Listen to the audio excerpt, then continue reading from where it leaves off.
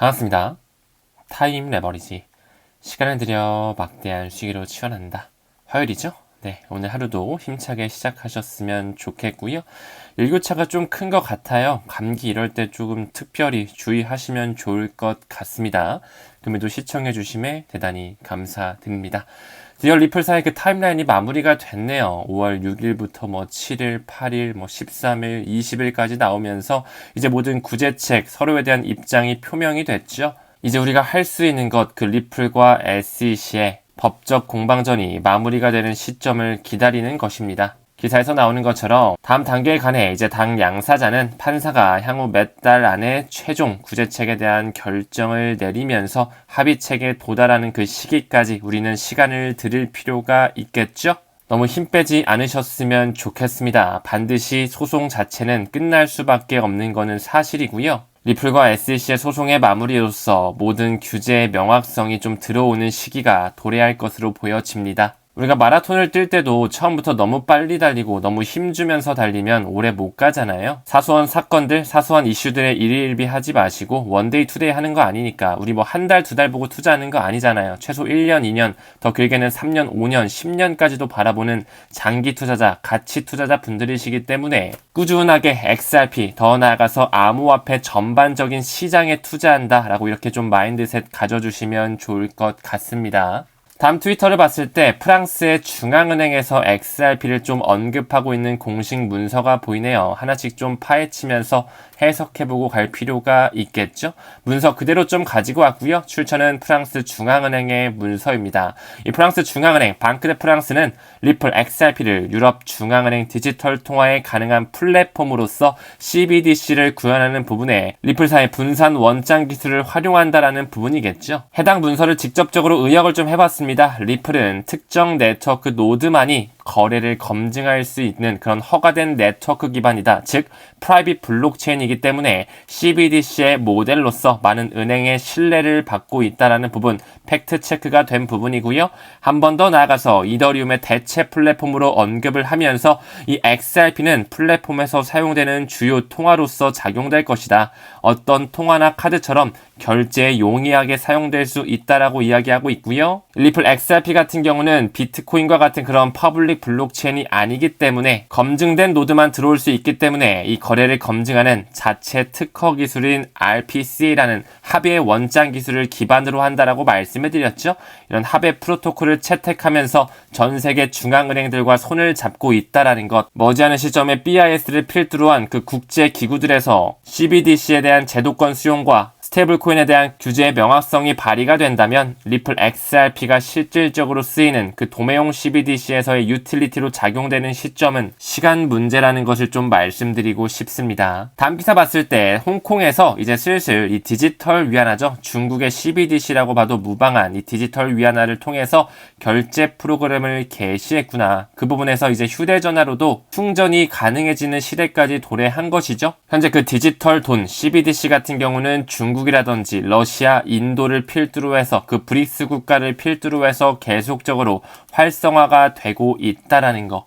제가 썼던 리플 백서가 여기 광고가 좀 나오고 있네요. 의도한 거는 아닙니다. 더 나아가서 이 중국은 최근 3개월간 미 국채를 760억 달러를 매도했다라는 것. 이제 그들은 알고 있겠죠? 이제 미국의 패권이 점점 내려앉으면서 달러에 대한 위상이 점점 흐려지고 있다는 것을 알기 때문에 국채를 매도하고 있는 그런 모습으로 좀 포착이 되고요.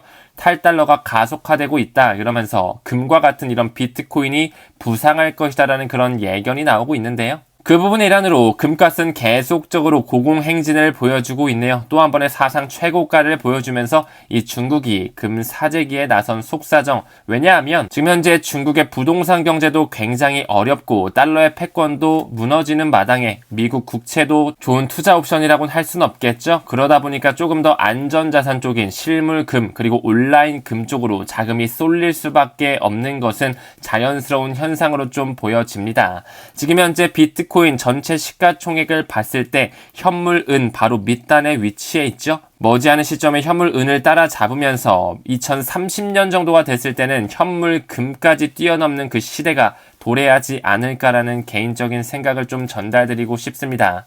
지금 현재 비트코인의 도미넌스를 좀 보더라도 전체 56% 정도 차지하고 있구나. 코인 시장의 전체 시가총액이 있을 거 아니에요. 지금 현재는 뭐 1.5조 달러 정도 되는 걸로 알고 있는데 그 중에서 약 56%가 비트코인의 자금이 묶여 있구나라는 것이겠죠. 아직까지 이 비트코인의 막강함이 도미넌스를 통해서 보여지고 있습니다. 그 머지않은 시점에 비트코인의 도미넌스가 좀 하락하면서 이더리움을 필두로 한 알트 시즌이 도래할 것으로 좀 보여지고요.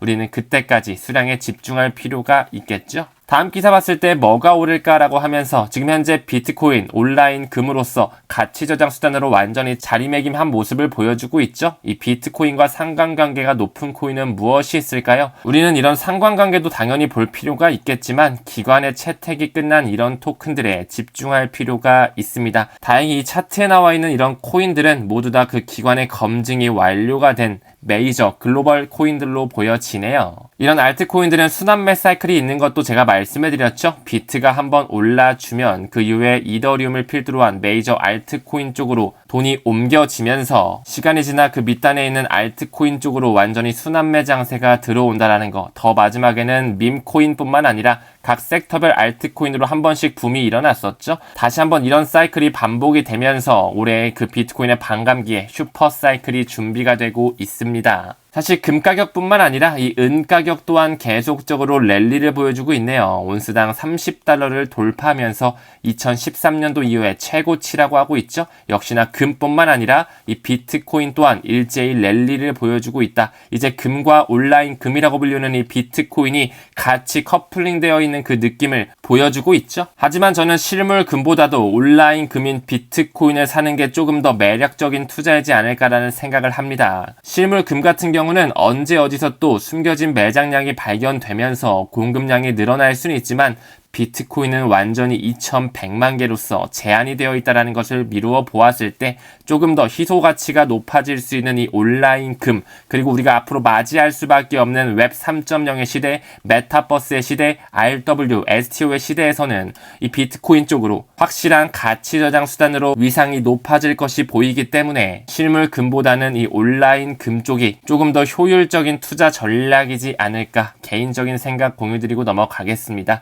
그 부분 일환으로 이 비트코인의 매도 압력은 계속적으로 감소가 이뤄지고 있고요. 미국과 홍콩을 필두로 한 그 비트코인 현물 ETF 기관의 자금들이 꾸준하게 매입이 들어오면서 이 수요에 대한 증가가 대기 상태에 있다라는 것 우리 또한 잘 알고 계시죠? 앞으로도 많은 국가 단위의 연기금 자금이라든지 기관의 자금들, 자산 운용사들을 필두로 한 그 밀레니엄 세대, 미국의 부의 70%를 차지하고 있는 그 베이비 부머 세대들의 돈들이 이 비트코인 암호화폐 시장 쪽으로 들어올 준비를 하고 있다라는 것이겠죠. 다음 기사 봤을 때 한국은행 의장이 나오면서 물가와 환율은 불안하죠. 지금 물가가 너무나 많이 오른 거 아마 여러분들도 피부로 느끼고 계실 겁니다. 그쵸? 굉장히 불안한 경기 상태이지만 성장률을 봤을 때 기대 이상으로 지금 목표를 상향 조절하면서 금리가 동결될 수 있다는 이런 아이러니한 상황이 펼쳐지고 있죠. 그 미국 연준을 통해서 코로나 바이러스의 이후에 굉장히 많은 그 금리 인상, 빅스텝, 자이언트 스텝을 단행하면서 현재 5.5%라는 그 고금리 상황을 연출시켜 놨습니다. 실물 경제는 굉장히 어렵고 부동산 경제 또한 돈이 돌지 못해서 PF 자금이 꽁꽁 얼어 있지만 그들은 지표들을 마사지하면서 기관의 돈으로 자산 시장을 끌어올릴 준비를 하고 있다는 것을 우리는 인지해야 되겠죠.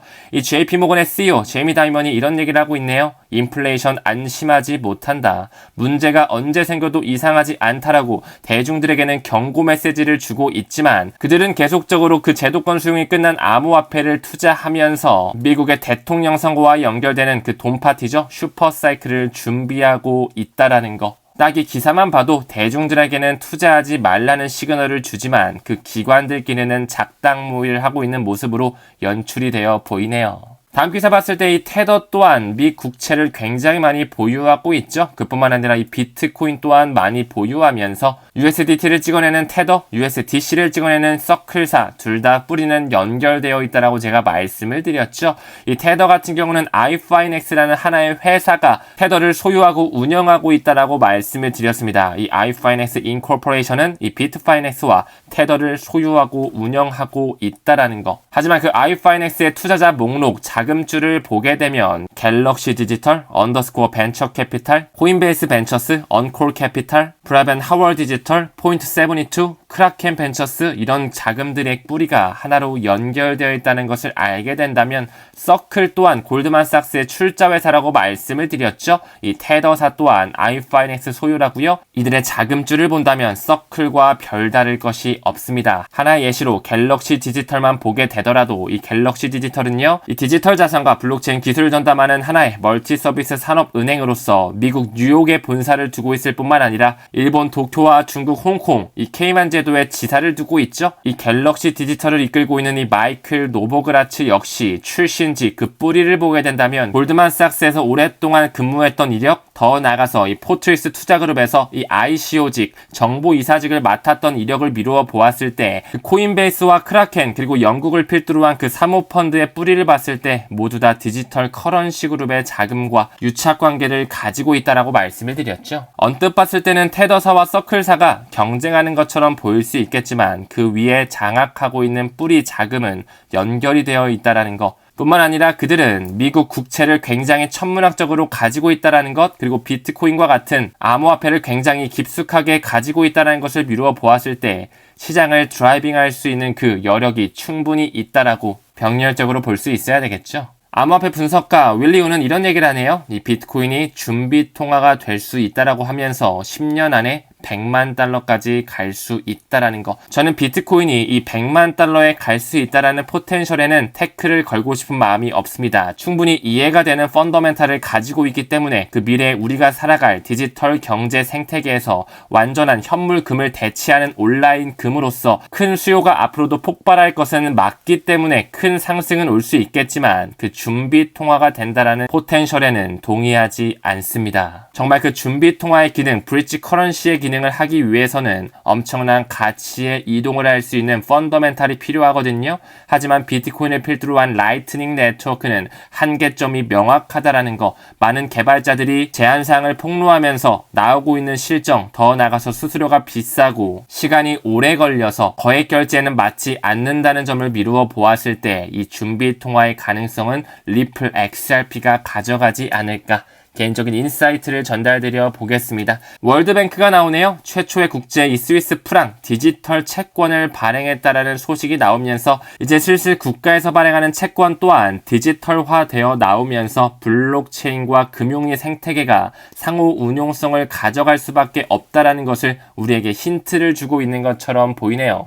이 스위스의 프랑 얘기가 나왔으니 스위스와 리플이 또 어떻게 연결되어 있는지 우리는 너무나 잘 알고 계시죠?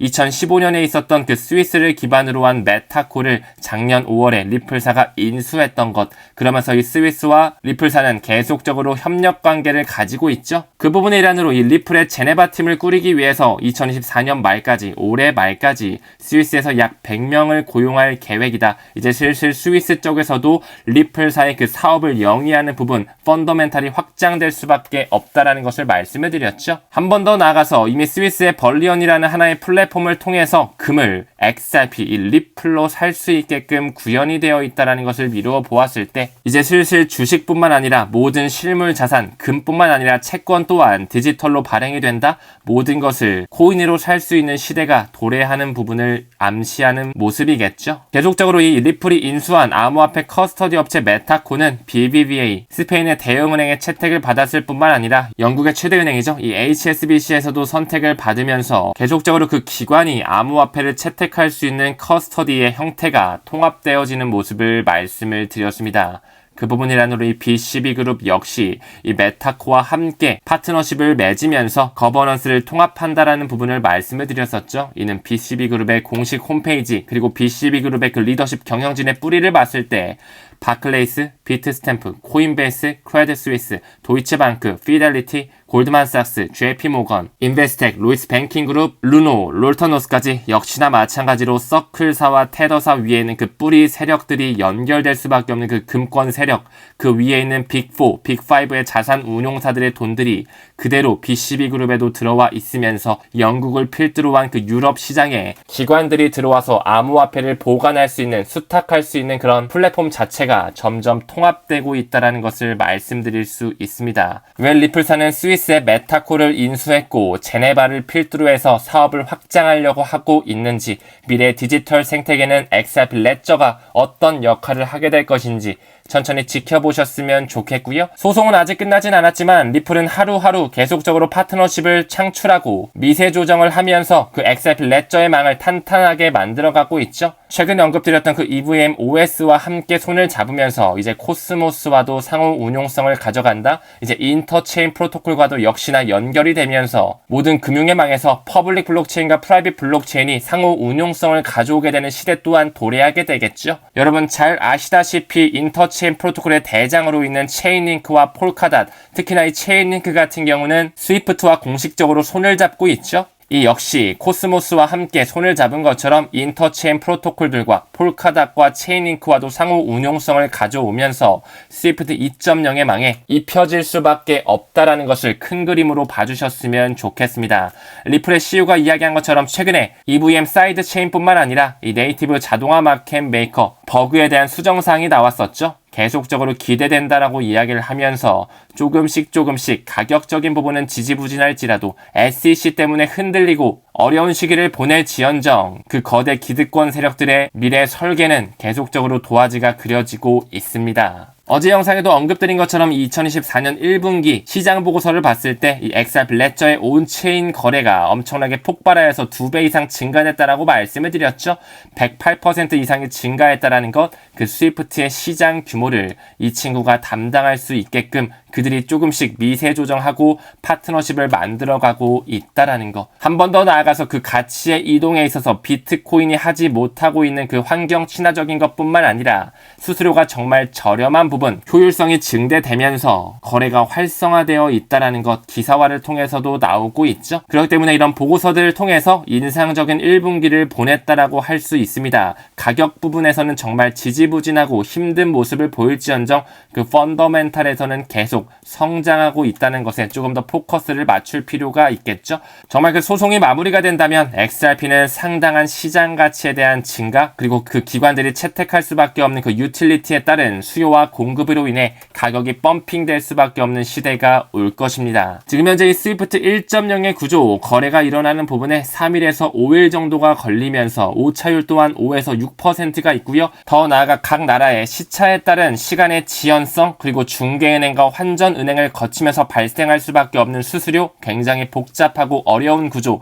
비효율적인 구조를 가지고 있지만 이제 슬슬 미국 또한 페드나우를 탑재하면서 그 안에는 ISO 2002 메시징 표준을 마이그레이션 하면서 굉장히 빠른 가치의 이동을 구현하고 있다라는 거, 이미 대중들은 모르게 XRP를 활용하면서 송금이 이루어지고 있다는 것을 우리는 아셔야 됩니다. 파급 효과를 가지고 올 수밖에 없는 그 연준의 브로드캐스팅이 준비되고 있다라는 것 말씀드리고 싶고요. 과거 사이클을 차트적 관점에서 봤을 때 비트코인의 반감기가 지난 지는 그렇게 머지 않았습니다. 아직까지는 재미없는 장세, 지지부진한 그런 박스권 흐름, 기간 조정을 거치고 있지만 어느 순간부터 그들은 무섭게 끌어올릴 수밖에 없다라는 거. 빠르면 이번 시점 안에 리플과 SEC의 소송 마무리, 그리고 이더리움을 필두로 한 알트코인에 대한 ETF가 승인되면서 미국의 대통령 선거와 맞물려서 승전보를 기록할 날이 머지 않았다라는 것 긍정적으로 봐주셨으면 좋겠습니다. 우리가 꾸준하게 투자를 이어가는 부분에 리플과 비트코인이 그 규제의 명확성을 완전히 가져가는 모든 기관에서 상품으로 인정하는 그 시기가 머지 않았겠죠. 지금 현재 리플사가 암호화폐 전체 시장을 대변하면서 SEC와 고군분투 중에 있지만 점진적으로 상황은 나아지면서 규제의 명확성을 확실히 얻은 그 누구도 인정할 수밖에 없는 코인들 우리는 같이 모아가셨으면 좋겠습니다. 금일도 시청해주시면 대단히 감사드리고요. 오늘도 좋은 하루 보내시길 바라겠습니다.